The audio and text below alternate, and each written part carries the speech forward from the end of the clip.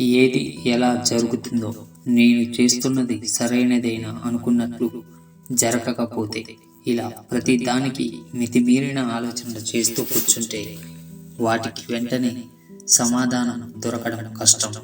ఇంకా ఏది ప్రారంభించకుండానే అనవసరమైన ఆలోచన కల్పించుకుంటే భవిష్యత్ అంతా చింతలతో కూడుకున్నదే అవుతుంది.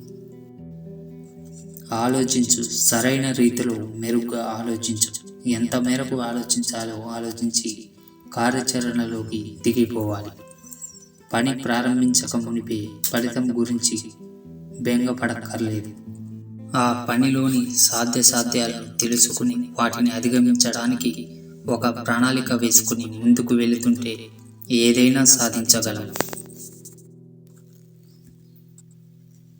జీవితంలో నువ్వు దేనికి భయపడక్కర్లేదు. నువ్వు అతిగా భయపడుతూ కూర్చుంటే ఆ భయం నీ అంతు చూసేదాకా నిన్ను వదిలిపెట్టదు.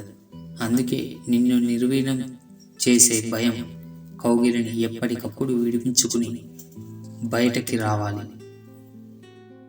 ఎప్పుడైతే నువ్వు ధైర్యంగా భయాన్ని ఎదుర్కొంటావో అప్పుడు ఆ భయం నీకు లొంగిపోయి నీ దారికి అడ్డు రాకుండా తొలగిపోతుంది. ఆ విధంగా నువ్వు భయాన్ని వీడి సాహసంతో ముందుకు వేసే అడుగు నీకు ప్రగతి బాటలు అవుతాయి.